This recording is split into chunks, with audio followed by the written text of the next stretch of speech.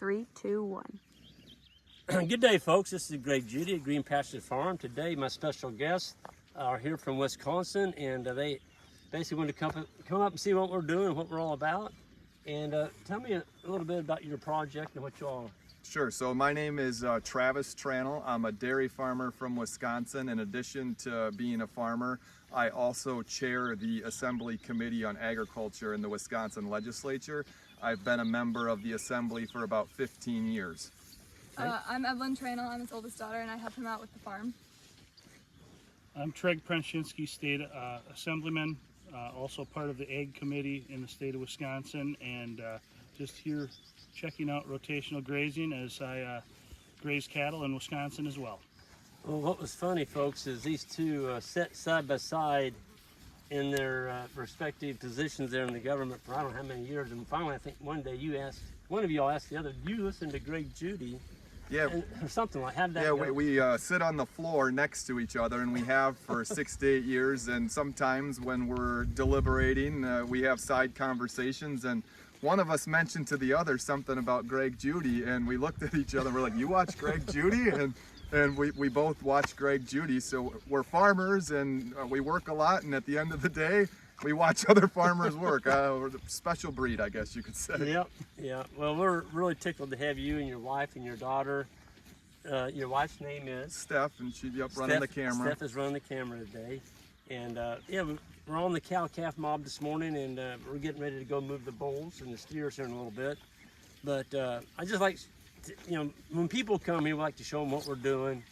You can see a lot of it on YouTube, but when you walked into the herd this day, you looked at him like, "Well, Greg, they're not too small." Yeah, I was, there's a couple reasons we wanted to come and see. So first off, in Wisconsin, we have a lot of rolling topography.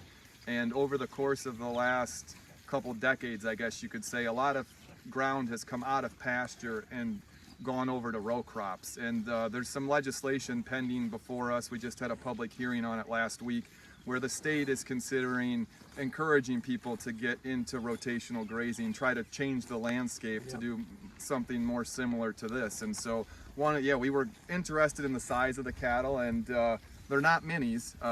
I was impressed by that, and they're not huge. I mean, they're nice sized cattle for sure.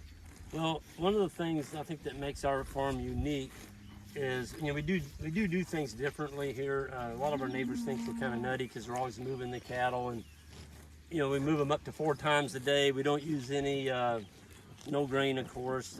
We're not giving them implants in the ears. The cows never get vaccinated once they get past 2 years of age. We don't wean in the fall. That's another thing. We're putting pressure on our animals to make them actually raise the calf. And my feeling is the cow should work for us. We shouldn't be working for the cow. And so cows wake up in the morning and they're like, I'm not going to make you a living. A cow only cares about one thing, and that's breathing for the next day. So that's up to us. And so I keep a day timer like this. And any cow that gives us issues, whether it's calving, she gets a long hoof, she gets a limp or whatever, I am the predator. You've got to be the predator in your herd. And so my feeling is, wherever you set your bar for a cow to perform, if you set it real high and don't take any exceptions for her making mistakes and get rid of them, you're going to have a better herd. It hurts a little bit in the beginning, but if you do that early in your progression, you won't be calling so many. Well, the results speak for themselves. I mean, this is absolutely phenomenal, I would say. Yeah. Well, we've been very fortunate. I'm not going to call it lucky. There's no luck involved in this, folks. It takes work. You all farmers, you all realize that. And you said it a while ago, coming up the hill there. You said, "Greg, a lot of people don't want to work this hard. It's just the way it is." And so if you're willing to work and you have passion and you have goals and you set this vision in your mind what you want, I don't think there's another form of agriculture that is more inviting to them, young people. 100% agree. And the other thing I like about this too is there's a lot of obstacles in agriculture, price being one of them. And if this is a way where we can get young people into agriculture, I think that's a great thing.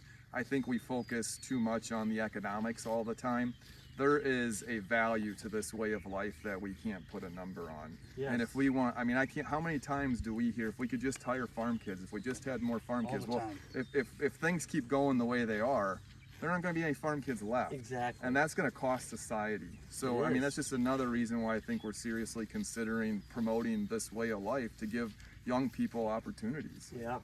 Well, all I can say is, you know, I won't take my hat off to you, but my hat is off to you guys for coming here to Missouri from Wisconsin. And I know there's people in Missouri legislature probably watch some of this stuff. I hope they do the same. You never know who's watching. You never know. You never know who's watching, you know.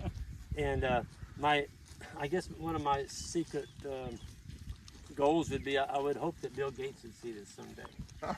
You know, and like, wait a minute, maybe cows aren't destroying the planet. For sure. And you know, he's kind of in that. Yep. We need to get rid of all the cattle. I'm like, folks, if we take these ruminants off this landscape, we are all in serious trouble. Yep. We got to have the ruminants. Yep. They're the only things that can eat that. You and I can eat this, and we're going to fall over and die. Yep. These animals can eat this, put all this beautiful carbon back into the soil. They can grow a baby. They can produce healthy meat for our communities, and bring on the next generation. And do this to the landscape. Yeah.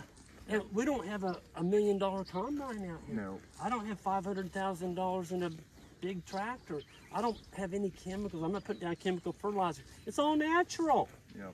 And folks, there's a movement going on. I don't know if everybody's aware of it, but I'm aware of it because I'm in it. And this regenerative agriculture thing, there's a lot of homesteaders coming back. And they may own 5 acres, they may own 100. But they're interested in producing healthy food for their families. So I'm excited about it. And I'm excited to see her here. And I'm glad you skipped school today to come here. We told her she'd learn more here than she would at school. So hopefully school doesn't watch, but everybody else should watch. Yeah.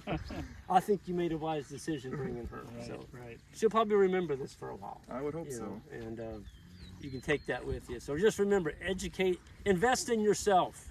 Invest in yourself. Educate, read, learn, watch, and then get out and do it.